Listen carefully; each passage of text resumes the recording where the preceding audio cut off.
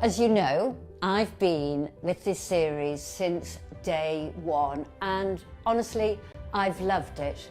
It's been an educational experience. I've met hoarders, historians, antique dealers, and your viewing has really made the programme what it is today. There's a strange kind of silence that follows someone who leaves without making a scene. No farewell speech, no dramatic explanation, just absence. If you've watched Salvage Hunters for years, you probably felt it before you noticed it. Something subtle changed. The restorations felt different. The rhythm shifted. The heart of the process, quiet, thoughtful, steady, was suddenly missing. And yet, no one ever stopped to explain why. Rebecca Pritchard was never the loudest presence on screen. She didn't chase barns or haggle in muddy yards. She didn't need to. Her power was elsewhere, in the transformation, in the judgment calls, in the moments where risk quietly turned into value. She was the unseen force that made the entire operation make sense. So when she began to fade from view, questions followed. Did she leave suddenly? Was there a fallout behind the scenes? Was something being hidden? What most people don't realize is that Rebecca didn't just step away from a TV show. She closed the door on a life that had been built over decades, professionally and personally, under the glare of public attention. And what came next wasn't a scandal-filled exit, but something far more deliberate. Because sometimes the most revealing stories aren't announced, they're noticed. For over a decade, Rebecca Pritchard was the steady force holding Salvage Hunters together.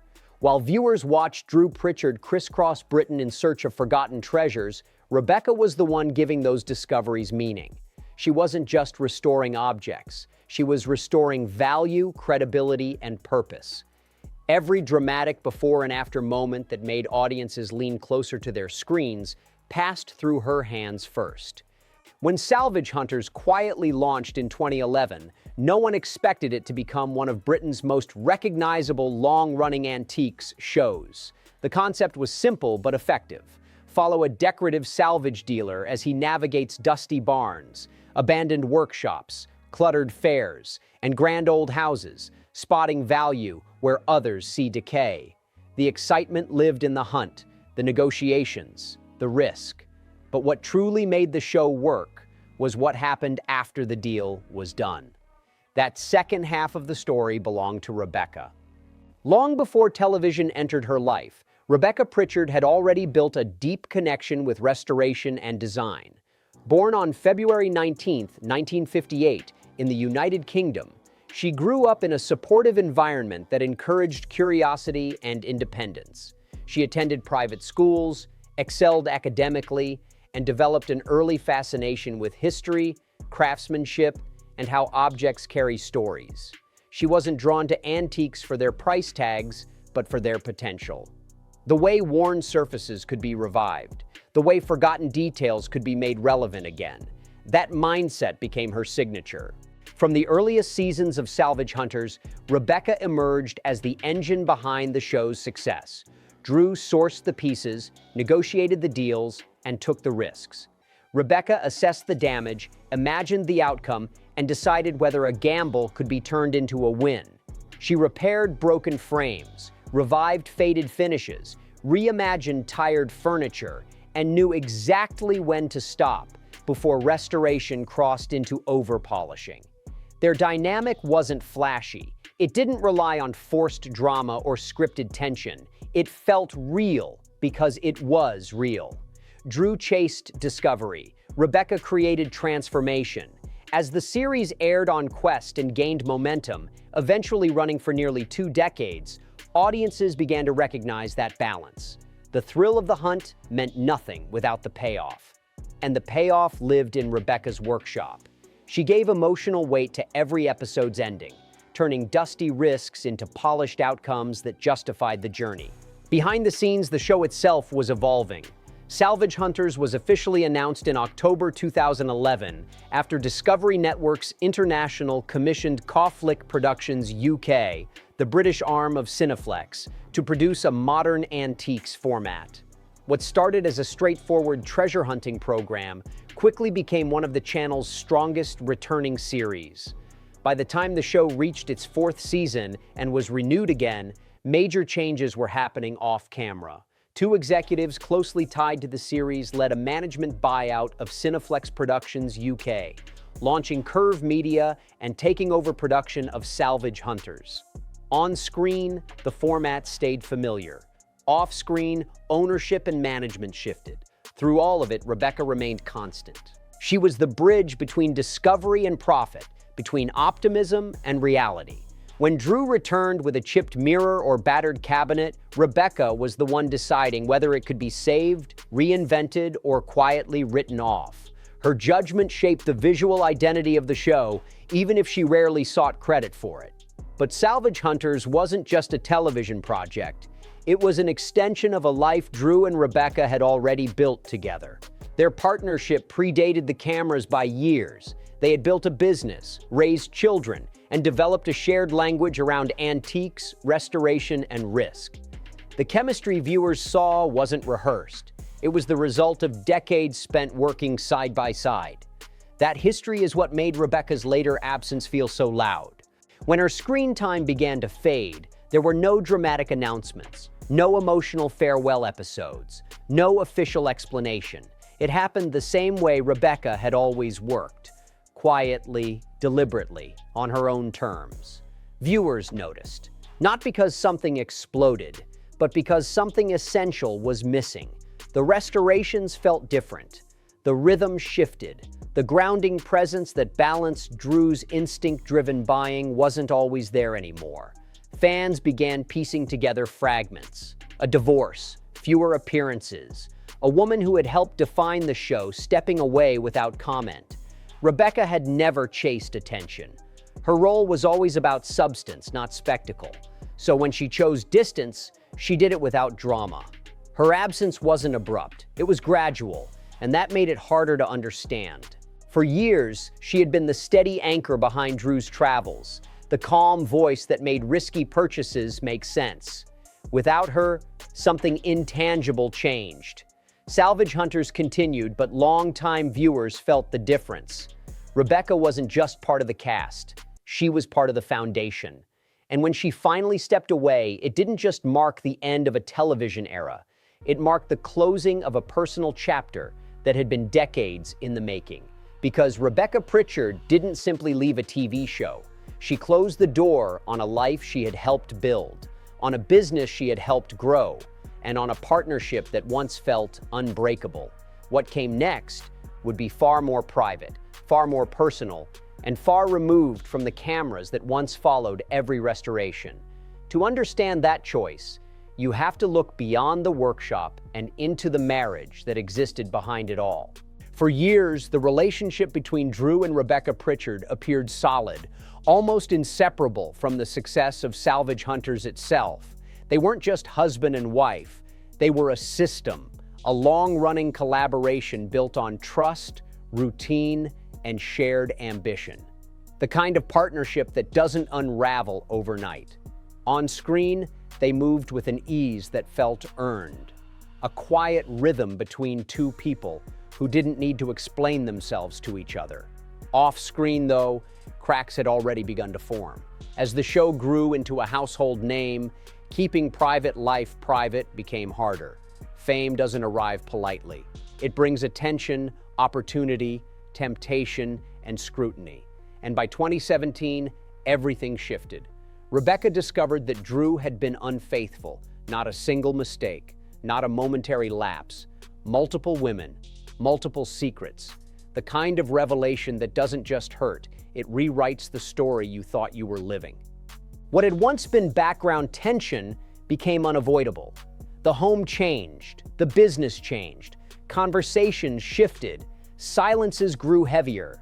And in a place like North Wales, where both were well known, privacy became impossible.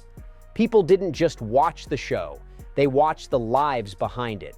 Then came the incident that dragged everything into public view. Late in 2017, inside the Liverpool Arms pub in Conwy, an altercation unfolded that would pull Drew's personal life straight into a courtroom. A confrontation that turned whispered rumors into official record. A man named Janice bin Thomas confronted Drew. According to court testimony, Drew smirked at him across the room. Whatever restraint Thomas had left snapped. He swung. Drew was knocked to the ground, his drink and glasses falling with him. The pub erupted. Patrons rushed in. Voices rose. Bodies moved. The scene ended quickly, but the damage didn't. Because the punch wasn't the real story. What followed in Llandudno Magistrates Court revealed something far deeper. Thomas's defense argued that he had been provoked, and the details laid out painted a picture of betrayal that stretched back years. Magistrates heard that Drew had allegedly had an affair in 2015 with Thomas's wife, Amanda. When that relationship ended, it was claimed Drew contacted her again, suggesting the affair could be made public. Messages followed. Allegations multiplied. Amanda reportedly received texts from women described as Drew's other partners, blaming her for the collapse of their own relationships. Eventually, she told her husband. They chose to stay together. Life moved on, at least on the surface. Until another message allegedly arrived in April, years later, calling Thomas a coward. 3 months after that, the confrontation in the pub happened. Thomas admitted to common assault and threatening behavior. He was fined, banned from every pub in Conwy County, and publicly shamed in front of his children. Drew described the attack as vicious. He was left shaken, wary of going out.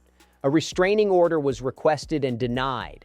A criminal investigation into the messages was mentioned but never conclusively resolved. And woven through all of it was a detail that made the situation even messier. Drew's son and Thomas's son were best friends. This wasn't a clean break between strangers. It was a conflict that leaked into families, schools, and social circles. For Rebecca, the impact was quieter but deeper. Her marriage had already fractured. The public exposure, courtroom details, and talk of multiple affairs added humiliation to heartbreak. A private betrayal had become public spectacle. The brand she helped build was now tied to scandal. And the man viewers associated with craftsmanship and transformation was now linked to something far messier. By the end of 2017, the marriage was over. What began as a personal collapse unfolded under public scrutiny. And while Salvage Hunters continued, the foundation that once held it together had already cracked. And that's where the story truly turns. Even after the marriage officially ended, something unexpected happened. Drew and Rebecca kept working together. For most people, a divorce under those circumstances would have marked a clean break, especially one tangled with public allegations, courtroom headlines, and reputational fallout. But for a time, professionalism overrode personal pain. On screen, nothing appeared broken. The familiar rhythm remained intact. Drew continued traveling. Rebecca continued restoring. Viewers watching from home would never have guessed that the partnership they were seeing had already collapsed behind closed doors. That quiet professionalism is part of what made Rebecca's eventual disappearance so confusing. As seasons passed, her presence began to thin. Fewer workshop scenes, less back and forth between headquarters and the road. Nothing abrupt, nothing explained. Just a gradual retreat that longtime viewers felt more than they could articulate. And when someone disappears slowly, people start filling in the gaps themselves. Rumors began circulating online. Some fans speculated that Rebecca was seriously ill. Others assumed there must have been some hidden medical crisis that explained why she was no longer appearing as often. But none of that was true. There has never been a confirmed report, interview, or official statement suggesting that Rebecca Pritchard was sick. She herself has never spoken publicly about any health condition. No reputable outlet has ever verified those claims. What spread wasn't information. It was assumption. The reality was quieter and far more human. After nearly 3 decades of marriage, business partnership, and public exposure, Rebecca chose distance. Not just from Drew, but from the constant scrutiny that came with being part of a brand built around a former relationship. She didn't vanish overnight. She recalibrated. She shifted her focus back toward private work and personal priorities. And in doing so, she reclaimed something she hadn't had in years: control. To understand why that mattered so much, you have to go back even further, before television ever entered the picture. Drew and Rebecca didn't meet through antiques fairs or production meetings. They met through mutual friends in Wales, at a time when Drew was already carving out a reputation as a driven salvage dealer. He was obsessed with architectural fragments, forgotten furniture, and the overlooked pieces most people walked past without a second glance. Rebecca, meanwhile, was grounded in business and administration, organized, detail-oriented, comfortable behind the scenes. Their relationship started personally, but it didn't stay there for long. Rebecca began helping Drew with paperwork, then valuations, then logistics. What started as support turned into collaboration. She learned the trade alongside him: pricing, restoration, risk assessment. The cameras simply documented what had been happening quietly for years. That's why their on-screen dynamic never felt forced. They weren't co-stars learning their lines. They were partners with shared history. Together, they raised two children: a son, Tom, born in 1999, and a daughter, Grace. Family life and business life blended seamlessly, especially as the show grew from a modest series into a long-running hit. Even after the divorce, that history didn't disappear overnight. For a time, they continued working together because disentangling decades of shared effort isn't simple. But eventually, the emotional cost of staying visible outweighed the professional benefit. Rebecca began stepping back. And then, in September 2024, the quiet shift was finally acknowledged. The official Salvage Hunters Instagram account posted a short message thanking Rebecca for more than a decade of work, and ended with 3 words that felt both understated and final: "Goodbye, Rebecca." There was no tribute episode, no extended montage, no public interview, just that post. For fans who had been watching closely, it confirmed what they already suspected. Rebecca's chapter on the show had closed. According to her professional profile, she remains active in consultancy work, advising on antiques, condition assessments, and value judgments. Long before fame, she had already built a foundation in business, having worked in the fashion industry, including wholesale retail. The same eye that once evaluated distressed furniture now assesses entire spaces. But there is no hidden illness story here, no secret scandal behind her exit. Just a woman choosing to step back after betrayal, public fallout, and years of shared identity tied to someone else's narrative. For over a decade, Rebecca Pritchard was woven into the fabric of Salvage Hunters. She balanced instinct with judgment, risk with restraint. When she left, it wasn't loud. It was measured, controlled, intentional, and in many ways, that mirrors how she always operated: steady, thoughtful, focused. She didn't disappear, she evolved. In the end, Rebecca Pritchard's story isn't about scandal, rumors, or disappearance. It's about choice. For years, her identity was intertwined with a show, a business, and a marriage that unfolded in front of millions. She helped build something enduring, not by being the loudest voice in the room, but by being the most reliable one. When life shifted, when trust broke, and the spotlight became heavier than the work itself, she did something many people never managed to do. She stepped away, not out of bitterness, not out of defeat, but out of clarity. Rebecca didn't need to reinvent herself for television. She returned to what she had always been good at: restoration, valuation, creating value where others see damage. Only now, she does it without cameras, without public expectations, and without having to explain her choices to strangers. For fans of Salvage Hunters, her absence is still felt. The show continues, the hunts go on, but something quieter and more human left with her. And maybe that's the point. Some chapters aren't meant to be dragged out with dramatic endings. Some are meant to close softly, leaving behind the work rather than the noise. Rebecca Pritchard didn't vanish. If you enjoyed this deep dive and want more stories that go beyond the surface, make sure to like this video, share it with someone who loves behind-the-scenes stories, and subscribe to the channel for more documentaries like this.